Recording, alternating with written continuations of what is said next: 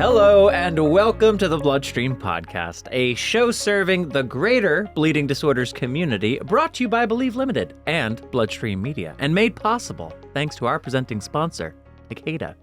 I am your patient advocate and host, Patrick James Lynch. And I'm your healthcare advocate, nonprofit nerd, and your other host, Amy Board. And I'm reminding you to please speak with a healthcare professional before making any treatment decisions. You're also wearing a sweatshirt that says read. I was read. going to call out your sweatshirt. Well, I get it. All right, hold on. Let's go to that. All right, look, we got other things to talk about. NBDF has landed a new CEO, and HFA has responded to the recent organizational changes and the community's, we'll say, initial responses. Yes. Plus, are physicians excited to add gene therapy to the current treatment landscape? They are. Oh, so we don't need to, okay. No. Well, I guess you should still listen to the segment. But apparently the answer is yes. Dr. Mark Redding, evidently, and Dr. Stephen Pipe, apparently, in today's gene therapy segment, speak to that. And we've got the latest and greatest from Maya Bloomberg, you know, the Heme MP, today to talk to us about Rare Disease Day coming up later this month. We got all that and more. Talk of sweatshirts. Welcome to Bloodstream. Listeners, thank you, as always, for joining us today. And if you like what you hear, please share this episode on social media or wherever. You can always subscribe wherever you get your podcasts. You could print out a flyer and put it up in a local coffee shop. We won't stop you. Or a library. Or a library. You know what? Somebody did yesterday ask for permission if they could make T-shirts about one of our shows or one of our programs for an upcoming thing. That's cool. Yeah, I was like, blanket yes. 100% you never have blanket to ask permission. yes. Great. You can always make merch for stuff we do. Yes. I'm going to get sued one day. Back on track, I do want to remind you, dear listeners, that the Bloodstream Podcast is indeed made possible by our presenting sponsor, Takeda. I don't think Amy's going to be able to get through all of this. No. Takeda's got this website, bleedingdisorders.com, where you can learn all about Takeda's resources for and commitment to the bleeding disorders community. Takeda believes in a world free of bleeds, Amy Board. Yes. And they are committed, now more than ever, in their efforts to offer a wide range of programs and support to help patients throughout their treatment journey, wherever on that journey they may be. And you can learn more by simply visiting bleedingdisorders.com. One more time, although I would be shocked if you need this, bleedingdisorders.com. And for their founding and ongoing support of the Bloodstream Podcast, I would just like to say thanks, Takeda. Thank you, Takeda. And thank you to segment sponsor CSL Behring for supporting our gene therapy segment. And we're both wearing sweatshirts. We are both wearing sweatshirts. We're not going to spend a lot of time on this, but I was thinking it the whole time. I was like, the second that we started recording, I'm like, I'm going to mention our sweatshirts because it's raining today in LA, and not just like, oh, it's a sprinkle. It is like deluge. And it has been. And it's going to for a while. It's like won't let up. So there's like a lot of flooding. So it's very soggy in LA. It's like the only weather we get. Mm-hmm. If this were the Midwest, we would be full tilt blizzard. But I just thought it was so funny that we're both wearing sweatshirts. And if we were in the Midwest, it'd be full tilt blizzard, but we'd also be in business professional clothing, making no mention of it. But because we live in Los Angeles, we're like, it's raining outside, so we had to put on sweatshirts and talk about it on the show. It's an event. Oh. But it's true. It's true. I also have to tell you, I was looking last week. It was nearing laundry day. Oh. And I didn't have any like external meetings, just like internal, whatever it was. So I wasn't particularly concerned with like what my top was. And coming up on a meeting, and it was like with a fancy person. Mm. And I was like, and I saw this Mickey Mouse sweatshirt, which I'm pretty sure I've worn on the show before. And I was like, and I really wanted to wear that. But I was like, okay, this is a business call with a fancy person you've never met before. Mm. I think, even though it's raining, I think you can wear something a little bit more elevated than a Mickey Mouse sweatshirt. I get on the call. It. Yeah, okay. He is wearing a Mickey Mouse sweatshirt. I do not believe. Are you serious? Why would I make this story up? Okay. My point was going to be, there's like a tick too far. Like, I believe in sweatshirts. I wear a lot of sweatshirts. I do know that. And I wear a lot of sweatshirts on fancy calls. Yeah, well, and I wear a lot of Taylor Swift merch on client calls. That's fine right now. It's a thing. And I was going to say, I think that's like a lot, like maybe Mickey Mouse isn't the thing. And look, maybe it's a thing. I think I learned something on that call. I did, of course, have to tell him immediately that I nearly wore my Mickey Mouse without saying, but I was afraid it would be too unprofessional. So I had to find an off-ramp after I started sharing that, and then was like, wait, don't insult him. The first 3 minutes of this call are very unexpected. Incredible. So there we go. We've talked about sweatshirts. We're going to talk about gene therapy. We're going to talk about Rare Disease Day, but we have a few updates we got to bring people first. So we had a big update. We got a big update. It's the scuttlebutt. It's the bleeding disorders community scuttlebutt. It is true.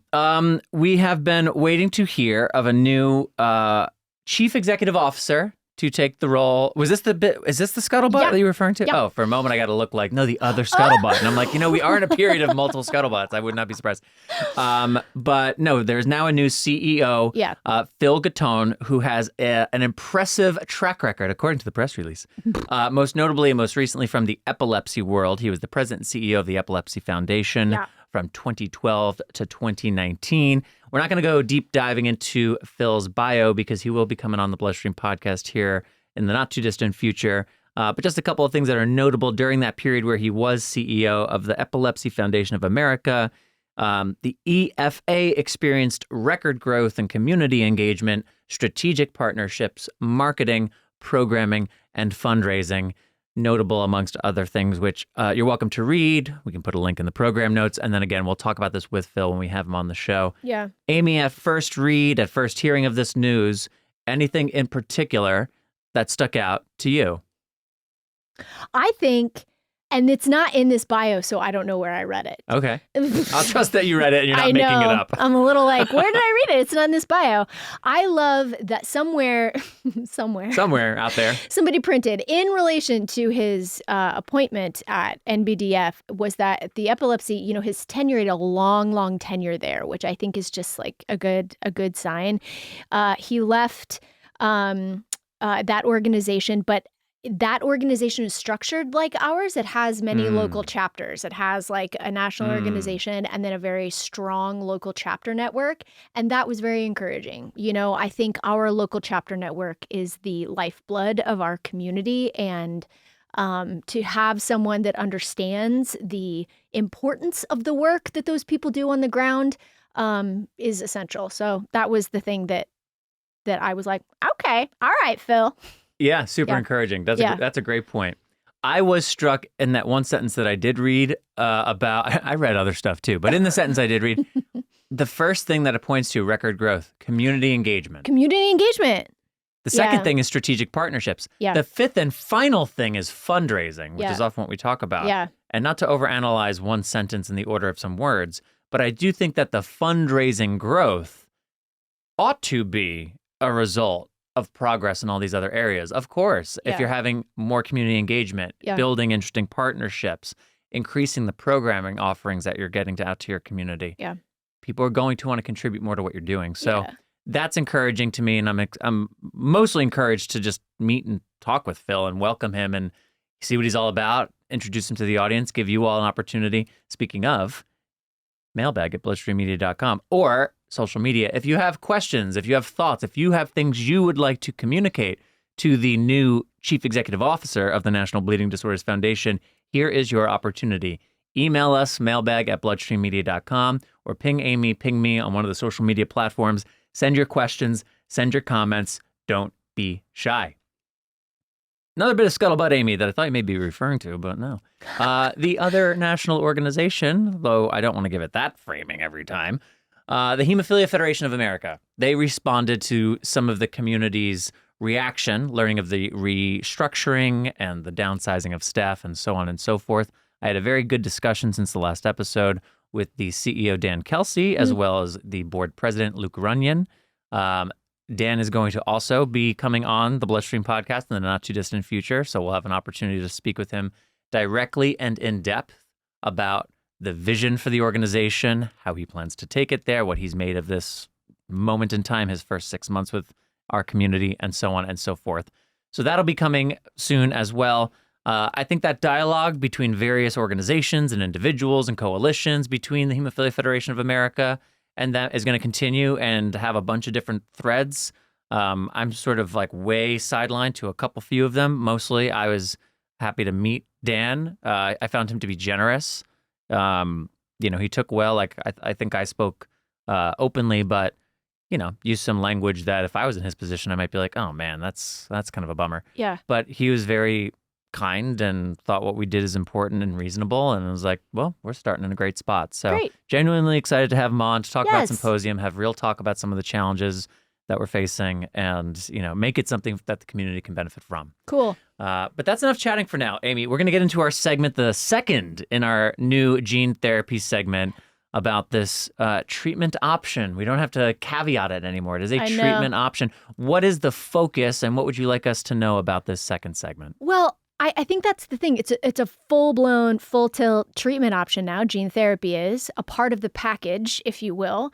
And I was really curious to ask doctors, like, very candidly. This is our opportunity to get, like, kind of nerdy. And I asked two legends in our hematology space, Dr. Redding and Dr. Pipe, should physicians be excited? Are they excited? Are they excited to have this be a treatment option? And as you can imagine, like, fantastic answers, and they're wonderful. And, there's some really unique things in particular about the hemophilia B gene therapy that I think Dr. Pipe brings up. So it's a killer segment. You can't miss it. You can't, because it's coming up right now. The following segment is intended for informational and educational purposes only and was written and developed by Bloodstream Media. In essence, gene therapy is a treatment that's used to fix a disease or a problem that's caused by a gene that doesn't work right. So in the context of hemophilia, the gene for factor VIII or the gene for factor IX isn't functioning properly, and so that protein isn't being produced, or it isn't being produced in a form that functions. So either we introduce a functional copy of the gene, or there are some technologies that potentially could actually correct the defect in the gene. So all of that is gene therapy. Hi, everybody. That was Dr. Mark Redding, adult hematologist from the University of Minnesota, where he runs the Hemophilia Treatment Center. I asked Dr. Redding, as a physician, why he's so excited to have gene therapy part of the hemophilia treatment landscape.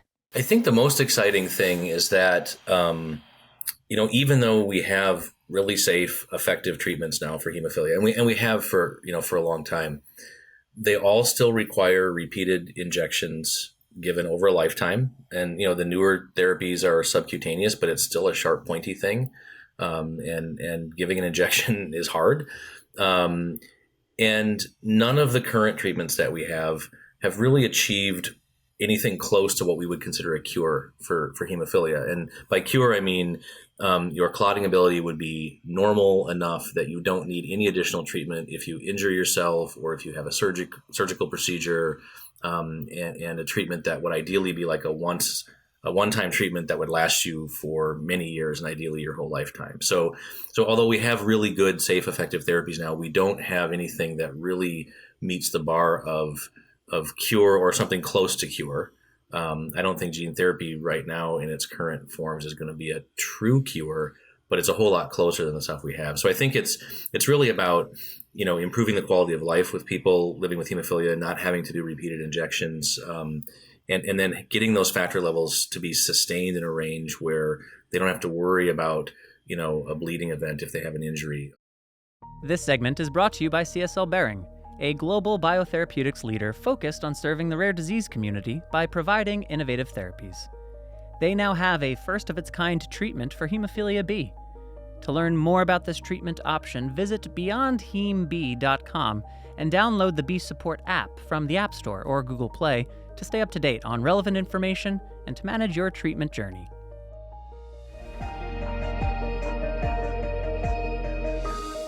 This is a paradigm shift. Instead of having to replace the protein over and over and over again, we're going to take a different approach here, and we're going to have the patient's own liver be the factory that makes the factor IX. Speaking is Dr. Stephen Pipe, adult hematologist from the University of Michigan. And so we've had the gene, we've cloned the gene for factor IX, decades ago. That's how we've been making all these recombinant clotting factors from that gene. But that's sitting in a factory somewhere in a big bioreactor making protein. Why don't we get the gene into the liver and have the patient's own liver make the factor IX for them? This in concept could be a single treatment event. And then once the gene is there, the normal protein machinery of the cell, of the liver, will be able to make the protein in perpetuity. So it's really there's a lot of reasons to be excited. I think our excitement has, we've had some ups and downs. Some of the gene therapy studies have run into some problems, and I think this has taken us a whole lot longer than we thought it was going to. I mean, in the late 90s, when I was in the lab doing research as a fellow and right after my fellowship training, back then we thought gene therapy was going to be a clinical reality within 10 years. And here we are, almost 25 years further down the road from that. And it is a clinical reality, but it's taken a whole lot longer than we wanted it to be. So our excitement has been going on for a long time, and we've had some starts and fits, but we're getting there. So this is a very long story with gene therapy for all diseases, and hemophilia has been there from the very beginning. So Dr. Redding, why is hemophilia such a good match for gene therapy? Yeah, that's a great question. So it's because hemophilia is caused by a problem in one gene. So there's one gene that doesn't work properly, and because of that one thing, we have the disease or the disorder hemophilia. So we only have to fix one gene. We don't have to fix it all the way, right? So we don't need factor levels to be completely normal to have a significant impact in a positive way on what it's like to live with hemophilia. So I think in the early days, we were thinking, geez, if we could just get factor levels, above 5%, that'd be good enough. So not having to correct it fully was appealing. And then, as I mentioned before, the animal models. So having, small and larger animal models to study this. I mean, if you don't have a good animal model, it's really hard to develop completely new treatments. It's trying stuff in humans that's never been done before, and the safety issues and all that. So we had animal models that were well described and well characterized. That really helped a lot. But I think the key is that it's a one gene causing the disease situation. There are a lot of other diseases like cancer, for example, where there's multiple different genetic issues that contribute to people developing cancer. And so gene therapy for diseases like that is going to be a lot harder. So hemophilia, because of these things, I think I mentioned before, hemophilia has been there kind of all along in gene therapy. Dr. Pipe, with hemogenics for hemophilia B in particular, what are some of the unique aspects of the treatment? There's a few specific aspects of the hemogenics which I think are really cool. So we got a gift from nature about maybe 10 years ago or so. There were patients in a city in Italy called Padua, and they were getting worked up at the hematologist because they had sky-high factor IX levels and they were getting blood clots. And their factor IX levels were anywhere from 700 to 900%. So almost tenfold higher than the normal concentrations. And when they analyzed those patients, they had a single mutation in their factor IX protein that caused it to be hyperactive or highly active. And so they called this the Padua factor IX. Well, the scientists put two and two together and said, well, the expression we were getting in those previous trials with factor IX, we were getting expression in like the 5 to 10% range. I mean, it was good enough to be a prophylactic therapy, but can we get even higher expression? So the thought was that if we combine the Padua variant inside these AAV transgenes, we might be able to get 8 to 10-fold higher factor expression. So the clinical protocol here was originally developed by a company called Unicure before it was transitioned to CSL Behring. And they already had data with this vector with the wild type, the normal factor IX gene. Those gentlemen were expressing between 5 to 10% levels. They've been followed now for more than 5 years, stable expression. And we wanted to know what would happen if we put the Padua gene in. So at our center and then a couple of other places, we dosed 3 patients with this modified, same vector, but modified with this Padua variant. And those 3 gentlemen got factor IX levels basically up into the normal range of factor IX expression.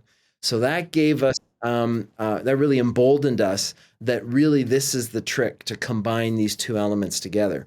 So we then launched into what your listeners may know of a phase 3 trial. So all the patients in the phase 3 trial, we enrolled 54 patients into the phase 3 trial. They all had to be on standard of care prophylaxis with factor IX. Then they got a single treatment event with etranacogene, which became Hemgenix. And then they were able to stop their prophylaxis. And we followed the patients, and we took a time frame between 7 months post-treatment to 18 months, because that's when everyone had sort of stabilized their expression from their liver. Some of the other benefits that I think I've heard from patients is some of them came into this study with some pretty challenging joints. They still had active synovitis, inflamed joints because of repeated bleeding. And we saw improvements in their joint function, less pain. We saw them taking on new activities that they hadn't been doing previously.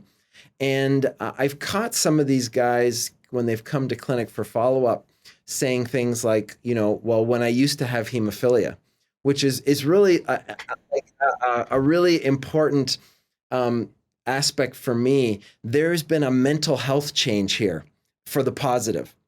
They are now thinking like, I don't think about my hemophilia on a daily basis anymore, or on a weekly basis. I'm not infusing. I'm not getting those regular reminders that I have a missing protein anymore. I'm relying on this prior treatment event, and I don't have to think about my hemophilia. The spontaneity that they report coming into their lives, the spontaneity and freedom that comes into patients' life when they know they've got this steady state expression, it's not changing on a monthly basis or now even on a yearly basis. I think that's a really important aspect of the transformative nature of this kind of treatment. Until next time, stay curious and embrace the possibilities of a whole new world ahead. Once again, this segment has been brought to you by CSL Behring, which now has a first-of-its-kind hemophilia B treatment. Visit beyondhemb.com or download B Support wherever you get your apps for more information. Thank you, Dr. Redding, and thank you, Dr. Pipe, again and always. Patrick, what do we got next? Great segment, Amy Board. Yay! We've got Maya Bloomberg, the Hem NP, on what Rare Disease Day means. Rare Disease Day is observed on the last day of February each year, which means it's even rarer this year given that it's a leap year. A rare disease is one that affects less than 1 in 2,000 people, and there are currently over 300 million people worldwide living with over 6,000 rare diseases, with 72% of them being genetic disease. Lack of awareness often leads to a delay in diagnosis and difficulty access with treatment and care. Hemophilia and other congenital bleeding disorders fall under a rare disease since hemophilia A affects around 1 in 5,000 male births and hemophilia B affects around 1 in 25,000. Now, in honor of Rare Disease Day, I'm going to highlight the most notable updates in the world of rare bleeding disorders that occurred over the past year. For starters, the National Hemophilia Foundation is no longer called NHF. It officially became the National Bleeding Disorder Foundation, or NBDF for short. This name change signifies a broader commitment to inclusivity, embracing all bleeding disorders. Now that's a powerful step towards unity and understanding. But that's just the beginning. We're getting closer and closer to achieving health equity in the bleeding disorder community. When we think of treating other conditions like hypertension or diabetes, we treat to normalized levels, yet with hemophilia, we've accepted low trough levels between 1% to 3%, when realistically this threshold was selected when cryoprecipitate was being studied and we were trying to prevent those serious life-threatening spontaneous bleeds. More on cryo later. Last April, we had the approval of Altuvio, which in my opinion is allowing us to get closer to achieving health equity since most patients achieve near normal factor levels for the first few days of the week.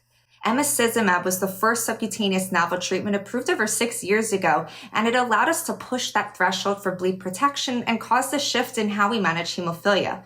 But for those who want to stick to factor only, or maybe those who are particularly active, this is a nice option to consider. 2023 also brought our first gene therapy approvals for both hemophilia A and B, where a single infusion offers the possibility of converting someone from severe hemophilia to mild. Do I consider this a cure? No, there are still many unknowns that we can't answer, but it's the first generation and should continue to improve with more research that's already underway. There's a whole pipeline of more therapies being researched that are going to allow a more individualized treatment plans so patients can accomplish their treatment goals, whether it's for convenience due to bad veins or wanting to be able to just maintain your active lifestyle. The excitement is palpable and we are here for it, but we can't overlook the World Health Organization's recent move. Cryoprecipitate, once a topic mainly discussed in high-resource settings, is now considered an acceptable treatment in low- and middle-income countries. And this decision sparks some controversy since there are plenty of treatment options, both recombinant and plasma-derived, that allow more appropriate treatment for hemophilia with less associated risks. I recommend checking out Patrick's recent episode breaking this down further. I've specialized in bleeding disorders for over a decade, first starting when Eloctate was the only approved extended half-life product. Watching the hemophilia landscape evolve over these years has been very exciting and brings me so much hope that we're on track to achieving a more equitable future. Thank you, Maya, as always. And speaking of Rare Disease Day, Feb 29, only the 29th, once every 4 years, big year. We got the Olympics, we got Feb 29. What more do you want? And a Taylor Swift album. Well, that's like always now. Okay, that's true. That's just perennial. It's true. It's true. But if you have anything that you would like to say about Rare Disease Day and what it means to you, let us know. We have a segment coming out on the next episode previewing Rare Disease Day with voices from across rare disease. If you would like to contribute to that in audio, video, or written word, mailbag@bloodstreammedia.com. Or once again, ping either bloodstreammedia.com, Amy Board, or Patrick James Lynch on social media, and let us know what you have to say about Rare Disease Day. Show your stripes, community. Show your stripes and care about rare. Thanks as well to Dr. Mark Redding and Dr. Stephen Pipe, as well as to you, Amy Board, for the second installment of our gene therapy segment that is supported by CSL Behring. Visit beyondhemb.com to learn more. And of course, thank you to our presenting sponsor, Takeda, without whom the Bloodstream podcast would not be possible. Visit bleedingdisorders.com. Thanks, Takeda. All right, Amy, so Feb 23rd, I already previewed. We'll have our Rare Disease Day segment. Mm-hmm. What else do we got going on the next Bloodstream? We have a great elite athlete segment coming up with Perry Parker, who's a legend in this community. Yes, he is. The only person that I've known forever in this community is Perry Parker. Yeah. He's like a golf legend. He was one of the first, like, several names. It was like Yes. Lori Kelly, Perry Yes. Parker. Like, Yes. there's a bunch of names you just knew. I and was he so one of excited them. to see him. So anyway, he'll be on our next elite athletes segment. That's fantastic, which is an amazing segment. If you haven't seen the videos, if you're an audio-only person, listeners, I would encourage you to check out social media, check out the video components, because I want to say we, and in particular, Keith Cornelick in the booth right now, has done a remarkable job, not just producing the story and the audio, but the visuals that go along with that segment. So check them out if you haven't already. And with that, that is all for this episode. There will be more. And you'll listen to them if you subscribe to the Bloodstream podcast wherever you get your podcast. Then you'll get the next episode delivered directly to you the moment it goes live.